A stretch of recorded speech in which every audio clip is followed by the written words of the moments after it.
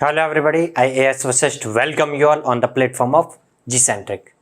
इससे पिछले लेक्चर में मैंने आपको बोला था कि नेक्स्ट लेक्चर में हम एक अच्छे क्वेश्चन के साथ मिलने वाले हैं, और मेरे अकॉर्डिंग अच्छे क्वेश्चन का मतलब टफ क्वेश्चन बिल्कुल नहीं है। अच्छे क्वेश्चन का मतलब है ऐसा क्वेश्चन जो हमें कुछ सिखा कर जाए। तो ये जो क्वेश्चन होगा अच्छा क्वेश्चन, मतलब इसमें हम कुछ जो हमने अभी तक डिराइव किया था उसको अप्लाई करना सीखेंगे। इससे पहले हो सकता है आप में से कुछ लोग ने जो पहले कुछ कंसेप्ट्स सीखे हमने उनको सीरियसली नहीं लिया हो और वीडियो को फोकस होकर के माइंड को फोकस करके नहीं देखा हो, तो उन लोगों को अपनी गलती का रियलाइजेशन हो जाने वाला है। और जब रियलाइजेशन हो जाएगा तो मैं सजेस्ट करूंगा फिर उसके बाद जब क्वेश्चन डिस्कस करेंगे कि आपको कहां पर गलती कर रहे हैं, क्या करना चाहिए और आगे से ना करें उसको, अगर सब्जेक्ट को अच्छे से कवर करना है आपको। ठीक है, तो क्वेश्चन अच्छा क्वेश्चन का मतलब एक सिखाऊ क्वेश्चन रहेगा। क्वेश्चन देखते हैं क्या है। क्वेश्चन है if at y equal to 5 and x equal to 3 a charge with charge density 20 nano coulomb per metre is placed, then electric field intensity at point this। हम कूलम्ब्स लॉ की help से electric field intensity calculate कर सकते हैं किसी भी point पर, but जिस चार्ज की वजह से कैलकुलेट कर रहे हैं वो चार्ज एक पॉइंट चार्ज होना चाहिए। अगर ये भी एक पॉइंट चार्ज हुआ तो उस पॉइंट पर चार्ज की वैल्यू दे रखी होगी हमें, तो किसी पर्टिकुलर पॉइंट पर इलेक्ट्रिक फील्ड इंटेंसिटी कैलकुलेट कर सकेंगे हम। जैसे इलेक्ट्रिक फील्ड इंटेंसिटी पूछा आपके माइंड में, सबसे पहले तो कूलम्ब्स लॉ ही निकल करके आएगा ना, और कूलम्ब्स लॉ निकल के आएगा तो कूलम्ब्स लॉ से रिलेटेड इलेक्ट्रिक फील्ड इंटेंसिटी का फॉर्मूला जो है वो आपके माइंड में घूम जाएगा। ये होता था। तो उसके लिए हमें चार्ज क्या है वो देखना होगा, साथ साथ पहले ये समझना होगा कि वो चार्ज पॉइंट चार्ज है या नहीं है। क्वेश्चन को अगर हम देखें तो ये बोल रहा है at y equal to 5 and x equal to 3। यहां से ऐसा फील हो रहा है, गलत फील हो रहा हो सकता है, ऐसा फील हो रहा है कि एक नहीं बल्कि दो ऐसा कुछ दे रखे हैं at y equal to 5 and x equal to 3। तो इसका मतलब 2 पॉइंट चार्ज हो सकते हैं। एक पॉइंट चार्ज की वजह से इलेक्ट्रिक फील्ड कैलकुलेट कर लेंगे, फिर दूसरे की वजह से कैलकुलेट करेंगे, रिजल्ट आ जाए। भाई हमारे माइंड में ये सब चीजें घूम रही होंगी, अब ये सही घूम रही है या गलत घूम रही है थोड़ा सा देख करके समझ में आएगा। ध्यान से देखना, आपको अगर कहीं पर कोई पॉइंट पर कोई चार्ज दिया भी जाएगा अगर, तो पॉइंट के कोऑर्डिनेट दिए जाएंगे। पॉइंट के कोऑर्डिनेट का मतलब केवल x नहीं होता बल्कि x, y और z तीनों होते हैं। अगर किसी को ऐसा लगे कि y इक्वल टू 5 दे दिया मतलब एक पॉइंट दे दिया, तो बिल्कुल गलत बात है। अगर कोई y इक्वल टू 5 दे देता है तो आपको पॉइंट नहीं बोलोगे इसको, जब तक आपके पास x और y ना हो।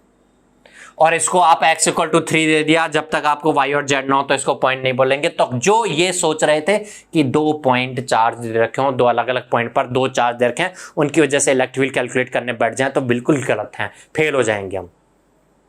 तो यहां पर अब देखें हम तो x इक्वल टू 3 और y इक्वल टू 5 दे रखा है, z नहीं दे रखा, फिर हमें तो अभी पॉइंट नहीं हो सकता। जब तक तीनों कोऑर्डिनेट्स ना हो तब तक ये पॉइंट नहीं हो सकता है। तो अब इसको समझते हैं हम। अब ये क्वेश्चन को और थोड़ा सा आगे पढ़ रहे होंगे तो if at y equal to 5 and x equal to 3 a charge, तो यहां से ये और समझ में आ जाएगा एक चार्ज है, ये ऐसा नहीं है कि 2 पॉइंट चार्ज। जिनको ऐसा लग रहा था 2 चार्ज है तो उनका तो वैसे भी क्वेश्चन को पूरा रीड करते में आगे बढ़ते में ये सारा फिल्टर आउट हो जाएगा। ये जो दिमाग में शंकाएं घूम रही होंगी बाहर निकल जानी चाहिए। बट जब तक z ना हो तब तक हमें कैसा पता चलेगा कि पॉइंट चार्ज है। तो आपने coordinate systems, Cartesian coordinate system में भी, सिलेंड्रिकल और स्फेरिकल में भी लाइंस, पॉइंट्स और प्लेन्स को विजुअलाइज करना सीखा था। अब मैं बता रहा था कि कुछ लोगों ने इसको सीरियसली नहीं ध्यान से देखा होगा, तो यहां पर वो फेल हो जाने वाले हैं।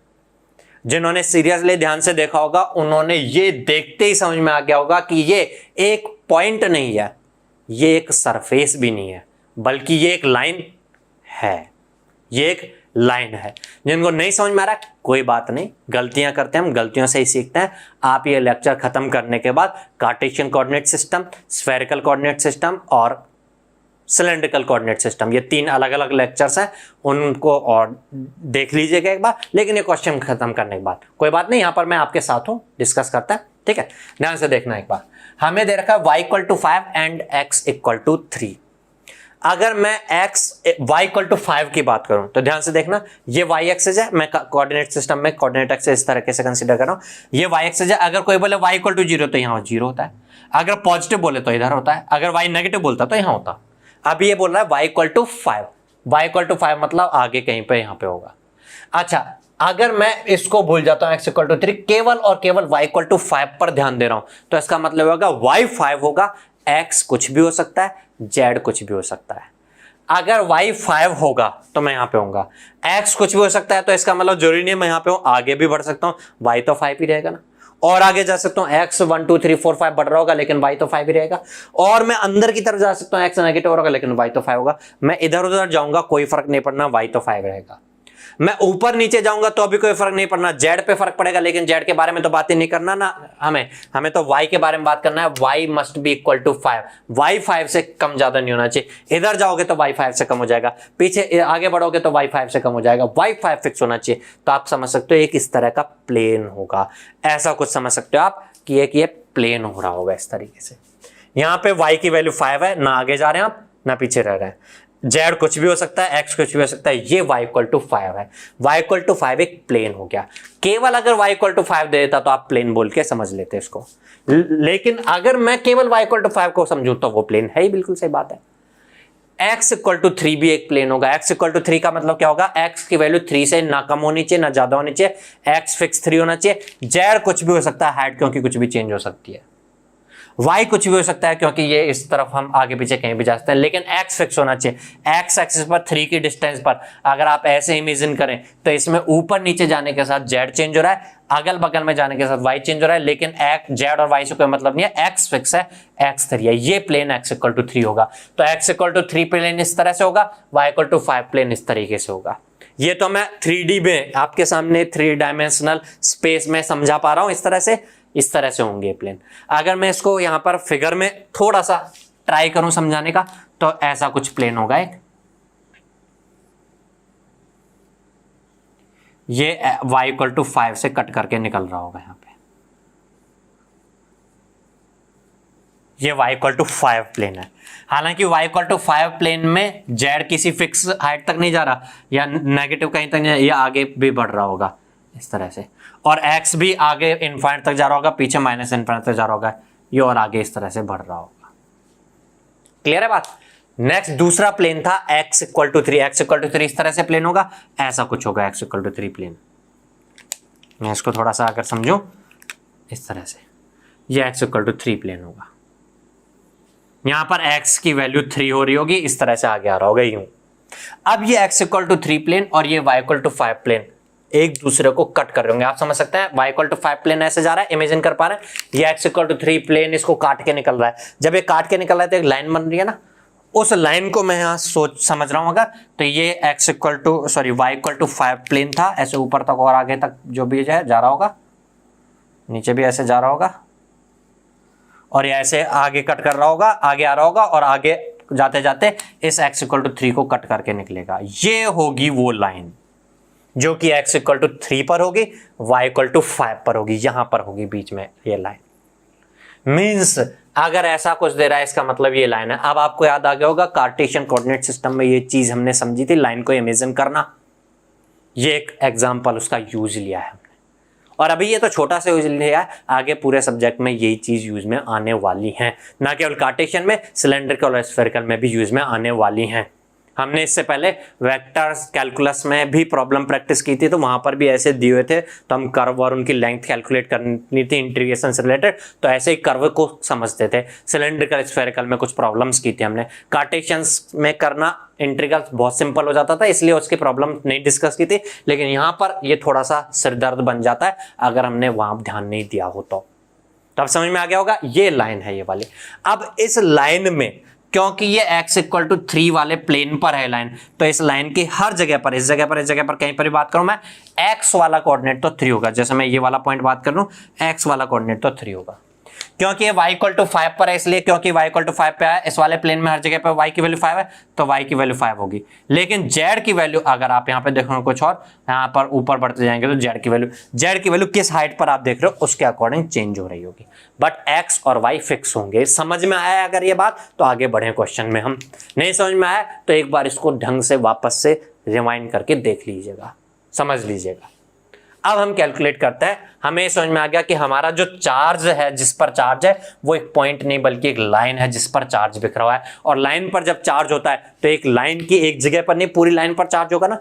एक दूसरा क्वेश्चन और मेरा, ये लाइन जो है ये कुछ फाइनाइट लेंथ की है इनफाइनाइट की है?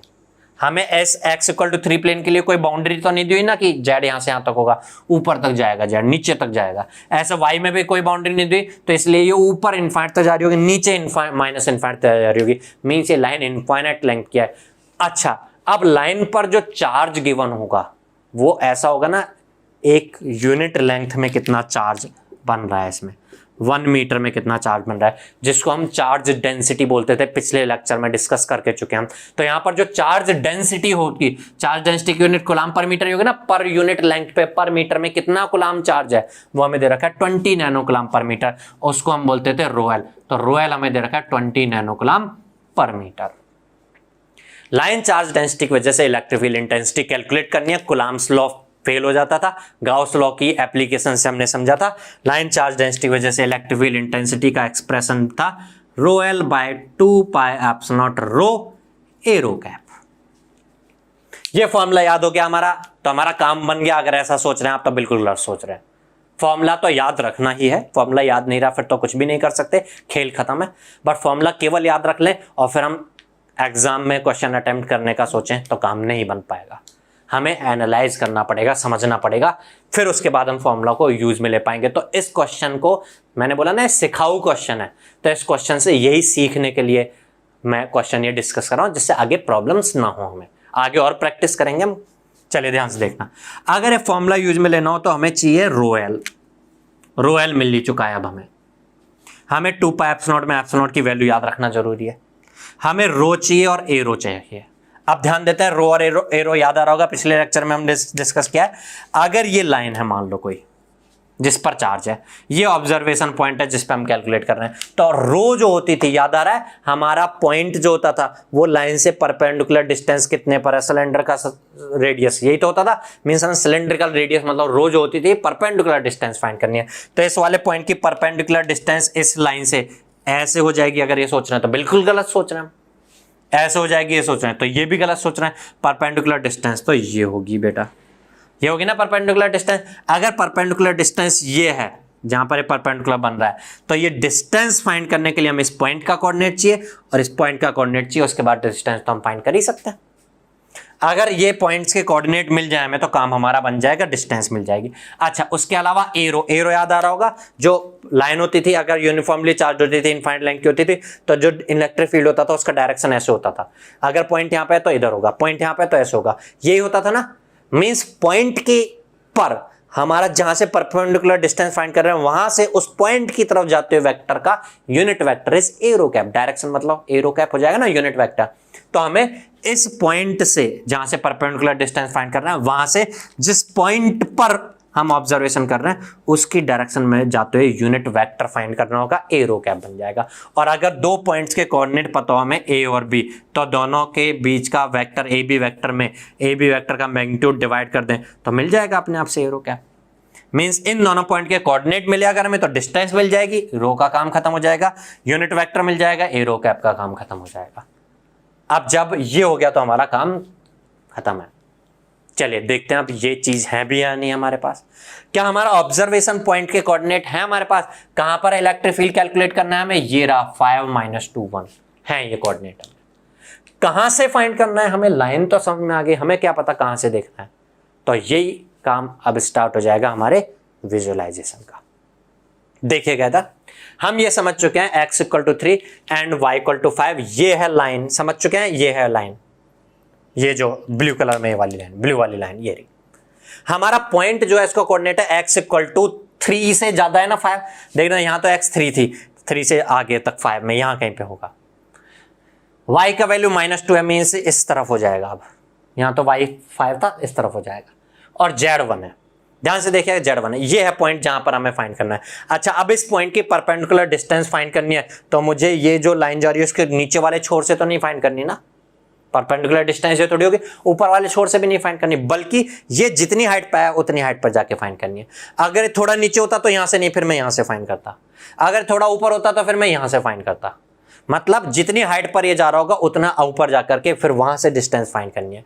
अच्छा, ये ऊपर नीचे जाने के साथ ये इसकी हाइट चेंज हो रही होगी, अगर ऊपर नीचे नहीं जाता है बल्कि इधर उधर एक्स चेंज हो रहा होता मान लो, तो कोई फर्क थोड़ी पड़ेगा, यहीं से तो देखोगे आप, आगे हो जाता तो अभी यहीं से देखोगे।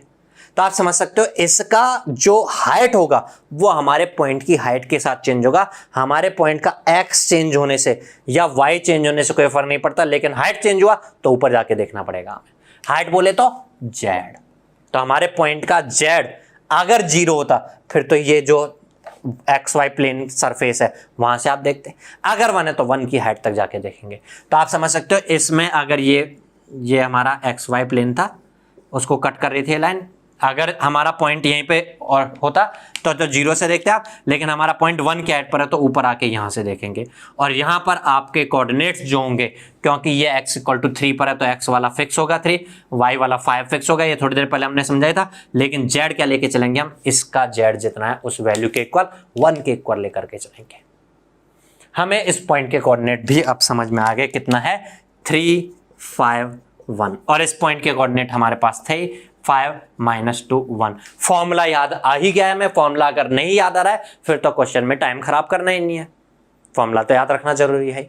फॉर्मूला याद रखने के बाद फॉर्मूले में जो चीज पुट करनी थी वो कैसे विजुलाइज करनी है, इस क्वेश्चन से हमने सीख लिया। आगे के क्वेश्चन में प्रॉब्लम नहीं होनी चाहिए, हमें कॉन्फिडेंस रहना चाहिए, नहीं होनी चाहिए, ठीक है। चलिए, तो अब हम ये वेक्टर फाइंड करना चाह रहे हैं, A B vector. A B vector means B का पोजीशन वेक्टर माइनस ए का position vector, 5 - 3 2i cap, -2 - 5 -7j cap, 1 - 1 0k cap. ये वेक्टर आया ए रो कैप, इस वेक्टर का मैग्नीट्यूड और डिवाइड कर दें इसमें तो यूनिट वेक्टर आ जाएगा अपने आप। मैग्नीट्यूड बनेगा 2 का स्क्वायर 4, 7 का स्क्वायर 49 मीन्स √53, तो ये बन जाएगा 2i - 7j divide by √53। Clear हुआ होगा ये। अब हमारे पास एरो कैप है। अच्छा, रो जो है परपेंडिकुलर डिस्टेंस वो इस वेक्टर का मैग्नीट्यूड ही तो है √53, तो ये भी है हमारे पास। हम वैल्यू सब्स्टिट्यूट करके आप सॉल्व कर सकते हैं। करते हैं सॉल्व, क्या बनेगा रिजल्ट? रिजल्ट बन गया अब E vector equal to rho l हमारे पास है 20 nano coulomb means 20 × 10⁻⁹ divide by 2 pi epsilon की वैल्यू 10⁻⁹/36 पाई। याद रखनी है अब हमें, अगर ये भाई नहीं याद रख पा रहे हम फिर तो हमारा जीना व्यर्थ है। एप्सिलॉन की वैल्यू याद रखनी है हमें, ठीक है। रो का वैल्यू हम कैलकुलेट कर ही चुके हैं √53। ए रो कैप का वैल्यू हम भी कैलकुलेट कर चुके हैं 2i - 7j डिवाइड बाय √53।